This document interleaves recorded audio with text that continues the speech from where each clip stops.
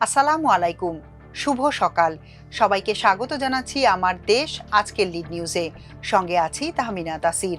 আমাদের আজকের লিড নিউজের শিরোনাম, ভারতের জন্য বন্দর নির্মাণে পাহাড় কেটে জমি ভরাট। নিউজটি লিখেছেন সোহাগ কুমার বিশ্বাস। চলুন দর্শক, জেনে নেওয়া যাক নিউজটির বিস্তারিত।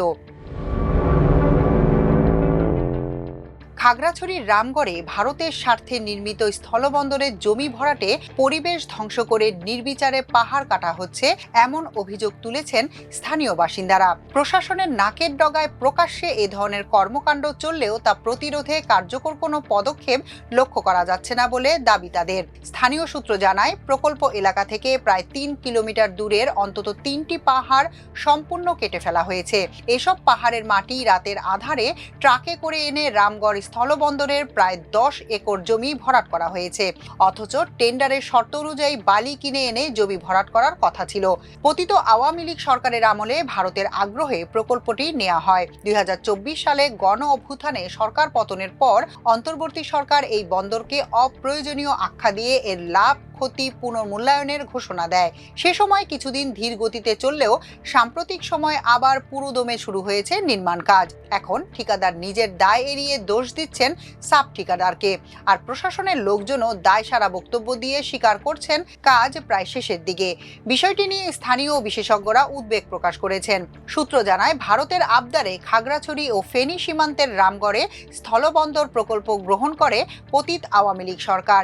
শেষ না হওয়া সত্ত্বেও ভারতের আগ্রহে গত বছরের 14 আগস্ট যাত্রী পারাপারের জন্য বন্দরের কার্যক্রম উদ্বোধন করার দিন নির্ধারিত করে পতিত সরকার। কিন্তু 5 আগস্ট পতন হয় হাসিনা সরকারের। এতে বন্ধ হয়ে যায় স্থলবন্দরটির উদ্বোধনী কার্যক্রম। গত 10 জানুয়ারি এ বিষয়ে দৈনিক আমার দেশে বিস্তারিত প্রতিবেদন প্রকাশের 2 দিন পর রামগড় স্থলবন্দর পরিদর্শনে যান অন্তর্বর্তী সরকারের নৌ পরিবহন উপদেষ্টা অবসরপ্রাপ্ত brigadier doctor M Sakhawat Hossain. তিনি প্রকাশ্যে বলেন, এই বন্দর মূলত ভারতের স্বার্থে তৈরি হচ্ছে এবং এতে একতরফাভাবে লাভবান হবে ভারত। প্রকল্পে বাংলাদেশের লাভ ক্ষতি পুনর্নিরীক্ষার জন্য একটি বিশেষজ্ঞ কমিটি গঠনের কথাও জানান তিনি। সরকার পতনের আগে প্রকল্পের প্রায় 70% কাজ শেষ হলেও পরবর্তী অংশ সরকারের সিদ্ধান্তের অপেক্ষায় ছিল। তবে বর্তমানে ভৌত অবকাঠামো উন্নয়নের পাশাপাশি ফেনী নদীর তীরবর্তী এলাকায় পাহাড় কেটে আনা মাটি দিয়ে ট্রাক টার্মিনাল সহ অন্যান্য স্থাপনা নির্মাণের কাজ শেষ পর্যায়ে। এ প্রকল্পে ভারতের স্বার্থে পরিবেশ ধ্বংসের পাশাপাশি বালুর পরিবর্তে মাটি ব্যবহার করায় শত কোটি টাকার এই স্থাপনার মান ও স্থায়িত্ব নিয়েও শঙ্কার সৃষ্টি হয়েছে। সূত্র জানিয়েছে, পুরো প্রকল্প তৈরিতে অসংখ্য পাহাড় সাবার করা হয়েছে। প্রকল্পের মধ্যে মিরসরাইয়ের বারৈয়ারহাট থেকে রামগড় পর্যন্ত 38 কিলোমিটার পাহাড়ি এলাকায় 4 লেনের সড়ক তৈরির প্রকল্প রয়েছে। এই এলাকার মধ্যে রিজার্ভ ফরেস্টও আছে। অসংখ্য পাহাড় আর সংরক্ষিত বনাঞ্চল ধ্বংস করেই প্রকল্পের কাজ এগিয়ে নেয় আওয়ামী লীগ সরকার। গণ অভ্যুত্থানে তাদের পতন হলে নতুন করে পরিবেশ ধ্বংস হবে না, এমন আশায় বুক বাঁধেন স্থানীয়রা। কিন্তু তাদের হতাশ করে অবশিষ্ট কাজ শেষ করতে নতুন করে পাহাড় কাটায় মেতেছে প্রকল্প সংশ্লিষ্টরা। রামগড় পৌরসভার 8 নম্বর ওয়ার্ডের বলিটিলা মসজিদের সামনে একটি পাহাড়, একই ওয়ার্ডের আরেকটি পাহাড় এবং 5 নম্বর ওয়ার্ডের পূর্ব চৌধুরীপাড়া এলাকার একটি পাহাড় পুরোপুরি কেটে ফেলা হয়েছে বলে জানিয়েছেন স্থানীয়রা। তাদের অভিযোগ, এ বিষয়ে সংশ্লিষ্ট প্রশাসনকে জানানো হলেও কার্যকর ব্যবস্থা নেওয়া হয়নি। মাটি ভরাট ছাড়াও পুরো প্রকল্প তৈরিতে ছোটখাটো অসংখ্য পাহাড় কেটে ধ্বংস করা হয়েছে। অনেক পাহাড় খাড়াখাড়িভাবে ঝুঁকিপূর্ণ করে কাটা হয়েছে। এতে পরিবেশ বিপর্যয়ের পাশাপাশি পাহাড় ধসে জীবনহানিরও শঙ্কা তৈরি হয়েছে।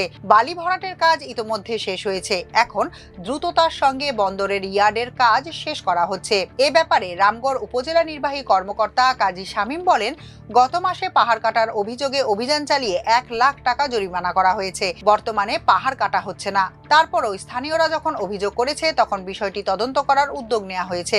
ইঞ্জিনিয়ার্স ইনস্টিটিউশন চট্টগ্রামের সম্পাদক খান মোহাম্মদ আমিনুর রহমান বলেন, ভরাটের কাজে সাধারণত নদীর বালি ব্যবহার করা হয়। পাহাড়ি মাটির কম্প্যাকশন কম হওয়ায় সময়ের সঙ্গে জমি দেবে যাওয়া, ফাটল ধরা ও অবকাঠামোর ক্ষতি হওয়ার আশঙ্কা থাকে। বাংলাদেশ স্থলবন্দর কর্তৃপক্ষ 2022 সালে রামগড়ের মহামুনি এলাকায় অধিগ্রহণ করা 10 একর জমিতে integrated checkpost, customs office, passenger terminal ভবন, port building, transshipment shed, warehouse, yard ও আবাসিক ভবন নির্মাণে 161 কোটি টাকার প্রকল্প হাতে নেয়। প্রকল্প বাস্তবায়নে প্রথমে মণিকোট লিমিটেড নামের একটি ঠিকাদারি প্রতিষ্ঠান প্রকল্প বাস্তবায়নের দায়িত্ব নেয়। পরে ভারতীয় পক্ষের সম্মতির পর প্রকল্প আবার চালু হলে MSCL অ্যান্ড MSDBL জেবি ও মণিকো লিমিটেডকে যৌথভাবে নতুন করে কার্যাদেশ দেওয়া হয়। এর মধ্যে মণিকো লিমিটেড বন্দরের 10 একর জমি ভরাট সহ ওয়্যারহাউস, ইয়ার্ড, রিটেইনিং ওয়াল, বাউন্ডারি ওয়াল ও 2টি ওয়্যার ব্রিজ স্কেল নির্মাণের জন্য প্রায় 89 কোটি টাকার কাজ পায়। নিয়ম অনুযায়ী প্রায় 22 ফুট উচ্চতায় বালু দিয়ে ভরাট করার কথা থাকলেও বাস্তবে পাহাড় কেটে আনা মাটি দিয়েই পুরো এলাকা ভরাট করা হয়েছে। বিষয়টি স্বীকার করে ঠিকাদারি প্রতিষ্ঠান মেসার্স মণিকো লিমিটেডের স্থানীয় ব্যবস্থাপক হাফিজুর রহমান জানান, প্রজেক্টের কাজ ইতোমধ্যে শেষ হয়ে গেছে। স্থানীয় উপজেলা চেয়ারম্যান ও আওয়ামী লীগ নেতা বিশ্বপ্রদীপ কারবারির একটি প্রতিষ্ঠানের সঙ্গে সাব কন্ট্রাক্টে বালি ভরাটের কাজ দেওয়া হয়েছিল। কন্ট্রাক্টে উল্লেখ ছিল পাহাড়ি ঝর্ণার বালি সরবরাহ করতে হবে।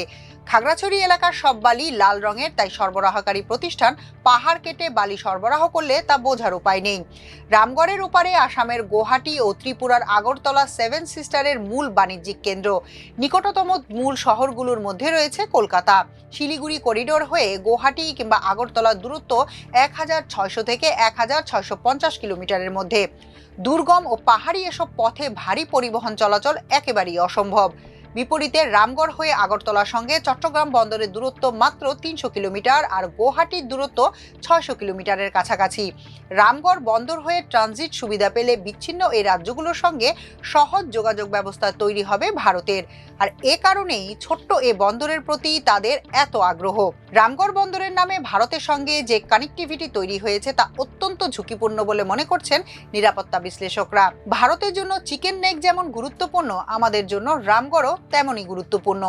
ছোট্ট এই এলাকাটি দখলে নিতে পারলে পুরো চট্টগ্রাম, পার্বত্য চট্টগ্রাম থেকে কক্সবাজার পর্যন্ত বাংলাদেশ থেকে বিচ্ছিন্ন হয়ে যাবে।